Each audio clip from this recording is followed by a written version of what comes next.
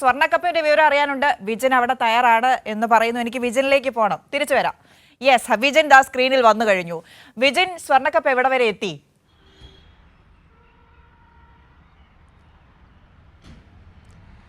സ്വർണ്ണക്കപ്പിങ്ങനെ വളരെ ആവേശപൂർവ്വം ആഘോഷപൂർവ്വം ആനയിച്ചിങ്ങോട്ട് എത്തിച്ചുകൊണ്ടിരിക്കുകയാണ്. ഏകദേശം 9 മണിയോടുകൂടി തിരുവനന്തപുരം അതിർത്തിയായ വാഴോട് എത്തും എന്നാണ് അറിയിച്ചിട്ടുള്ളത്. അവിടെ MLA OS അംബികയും അതുപോലെ തന്നെ DG ഉൾപ്പെടെയുള്ള ആളുകൾ വന്നതിനെ സ്വീകരിക്കും. പിന്നീട് തിരുവനന്തപുരം ജില്ലാ അതിർത്തി കടക്കുന്നതോടുകൂടി കലോത്സവത്തിൻ്റെ പൂർണ്ണമായ ആരവങ്ങൾ ഏറ്റെടുത്തായിരിക്കും തട്ടത്തുമ്മല സ്കൂളിൽ ആദ്യ സ്വീകരണം നൽകും. അതിനുശേഷം 15ഓളം വരുന്ന സ്വീകരണ കേന്ദ്രങ്ങൾ, ഓരോ സ്കൂളുകളിലെയും വിദ്യാർത്ഥികൾ വിവിധ വർണ്ണങ്ങൾ അണിഞ്ഞ് അതിനെ സ്വീകരിച്ച് ആനയിച്ച് തിരുവനന്തപുരം സെൻട്രൽ സ്റ്റേഡിയത്തിലേക്ക്, പ്രധാന വേദിയായ സെൻട്രൽ സ്റ്റേഡിയത്തിലേക്ക് എത്തിക്കും. എന്തായാലും ഇന്നു മുതൽ കലോത്സവത്തിൻ്റെ ആഘോഷത്തിലേക്ക് പൂർണ്ണമായും തലസ്ഥാനം മാറുകയാണ്. വലിയ ആവേശത്തിലേക്ക് കടക്കുകയാണ്. അതിൻ്റെ ഏറ്റവും വലിയ ആരവം എന്ന് പറയുന്നത് ഈ സ്വർണ്ണക്കപ്പുമായുള്ള യാത്ര തന്നെയാണ്. കാസർഗോഡ് നിന്ന് തിരിച്ച് വിവിധ സ്കൂളുകളിൽ, വിവിധ ജില്ലകളിലെ സ്കൂളുകളിൽ ഒക്കെ സ്വീകരണം ഒരുക്കിയ ശേഷമാണ് ഈ സ്വർണ്ണക്കപ്പ് തിരുവനന്തപുരം സെൻട്രൽ സ്റ്റേഡിയത്തിലേക്ക് എത്താൻ പോകുന്നത്. കഴിഞ്ഞ തവണ കണ്ണൂർ സ്വന്തമാക്കിയ കപ്പ് ഇത്തവണ ആരടിക്കും അതാണ് ആകാംക്ഷയോടെ എല്ലാവരും കാത്തിരിക്കുന്നത്. വിദ്യാർത്ഥികളെല്ലാം അതിനുള്ള ഒരുക്കങ്ങൾ മാസങ്ങൾക്ക് മുമ്പേ തുടങ്ങുകയും ചെയ്തിട്ടുണ്ട്. അവരെല്ലാം അതിൻ്റെ ആഘോഷത്തിലും ആരവത്തിലും ഒക്കെയാണ് കഴിഞ്ഞ കുറേ ദിവസമായി ഓരോ പ്രയത്നവും നടത്തിക്കൊണ്ടിരിക്കുന്നത്.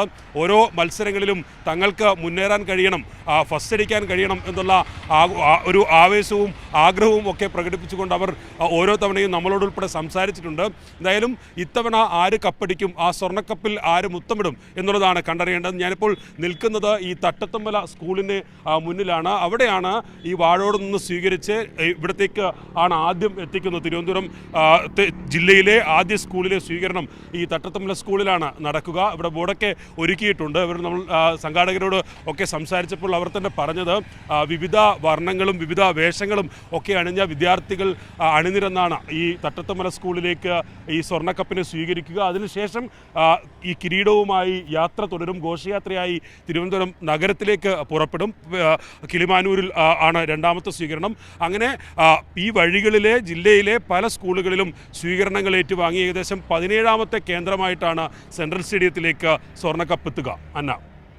യെസ്, വിജിൻ, ഇപ്പോൾ ഷീജയോടും വിനിഷയോടും സംസാരിച്ച സമയത്ത് വിനിഷ പറയുന്നു മലബാറിലേക്ക് സ്വർണ്ണക്കപ്പ് കൊണ്ടുപോകും, ഇന്ന് തിരിച്ചങ്ങ് കൊണ്ടുപോകാനുള്ളതാണ് എന്ന് പറയുന്നു. ഷീജ പറയുന്നു ഇവിടെ തിരുവനന്തപുരത്തു നിന്ന് തിരിച്ചു വിടാൻ പോകില്ല എന്ന്. എന്ത് സംഭവിക്കുമെന്നൊന്നും പറയാൻ പറ്റില്ല. കഴിഞ്ഞ കാലങ്ങളിലെ ചരിത്രം നോക്കിക്കഴിഞ്ഞാൽ ഇഞ്ചോടിഞ്ച് പോരാട്ടമാണ്.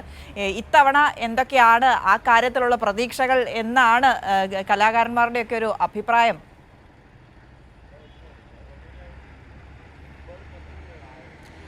കണ്ണൂരിൽ നിന്ന് കാസർഗോഡേക്ക് ആദ്യം എത്തിച്ച് കാസർഗോഡ് മുതലാണ് ഈ സ്വർണ്ണക്കപ്പിൻ്റെ പ്രയാണം തുടങ്ങിയത്. കണ്ണൂർക്കാർ അന്ന് തന്നെ പറഞ്ഞത് അത് തിരിച്ച് നമ്മുടെ അടുത്തേക്ക് തന്നെ എത്തിക്കാനുള്ളതാണ് എന്നാണ്. ഞാനൊരു കണ്ണൂർക്കാരനാണ്, അതുകൊണ്ട് കണ്ണൂരിലേക്ക് തന്നെ തിരിച്ചു പോകട്ടെ എന്നൊരാഗ്രഹം വ്യക്തിപരമായി എനിക്കുണ്ട്.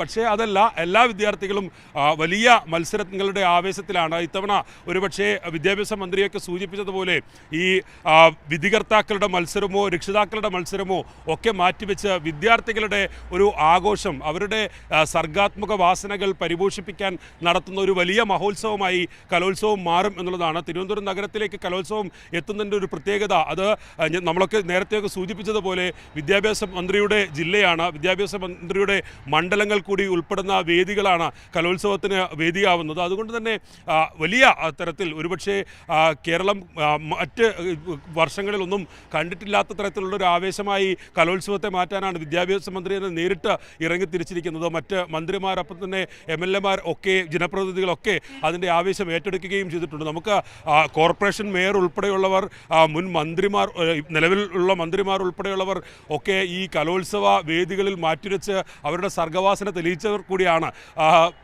ഈ സ്കിറ്റിലും മോണോ ആക്റ്റിലും ഒക്കെ കഴിവ് തെളിയിച്ച മന്ത്രിമാർ, ഒപ്പം തന്നെ ടാബ്ലോയിൽ കഴിവ് തെളിയിച്ച കോർപ്പറേഷൻ മേയർ ഒക്കെ ഉണ്ട്. അതുകൊണ്ട് തന്നെ അവരൊക്കെ ഈ കലോത്സവത്തിൽ അണിനിരന്ന് അതിൻ്റെ ഒരു ഓർമ്മകൾ കൂടി അത് ആവേശമാക്കി മാറ്റാനുള്ള തയ്യാറെടുപ്പിലാണ്. അതെ, തിരുവനന്തപുരം കഴിഞ്ഞ കുറേ വർഷങ്ങൾക്ക് ശേഷമാണ് തിരുവനന്തപുരത്തേക്ക് കലോത്സവം വരുന്നത്. ഇന്ന് വൈകിട്ടോടുകൂടിയാണ് സെൻട്രൽ സ്റ്റേഡിയത്തിലേക്ക് ഈ സ്വർണ്ണക്കപ്പ് എത്തുക. ഈ പറയുന്ന വാഴോട് എത്രയൊക്കെ സജ്ജീകരണങ്ങൾ ഉണ്ട്? 9 മണിയോടുകൂടി അവിടെ സ്വർണ്ണക്കപ്പ് എത്തുന്നു. അവിടെ നിന്നുള്ള ക്രമീകരണങ്ങളൊക്കെ എങ്ങനെയാണ്?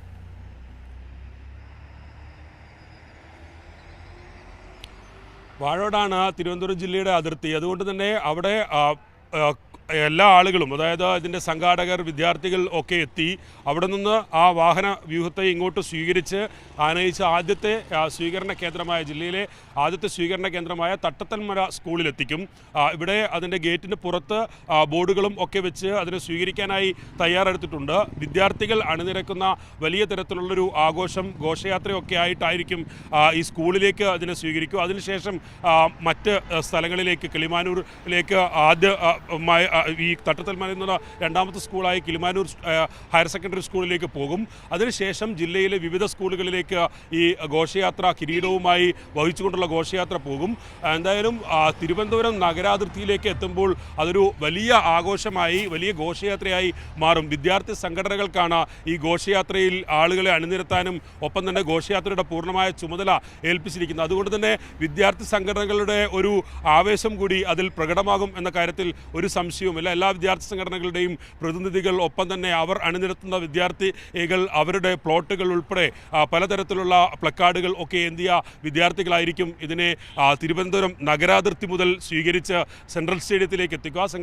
സെൻട്രൽ സ്റ്റേഡിയത്തിൽ എത്തുന്നതോടുകൂടി കലോത്സവത്തിൻ്റെ ഒരു ആഘോഷത്തിൻ്റെ മറ്റൊരു പാരമ്യത്തിലേക്ക് എത്തും. നാളെ മുതൽ പിന്നീട് ഉത്സവത്തിൻ്റെ രാത്രി പകലുകളായിരിക്കും ഉണ്ടാവുക. എന്തായാലും അതെ വിജിൻ, അത് തന്നെയാണ് നമ്മൾ പ്രതീക്ഷിക്കുന്നത്. എന്തായാലും ആവേശത്തോടു കൂടി ആയിരിക്കും.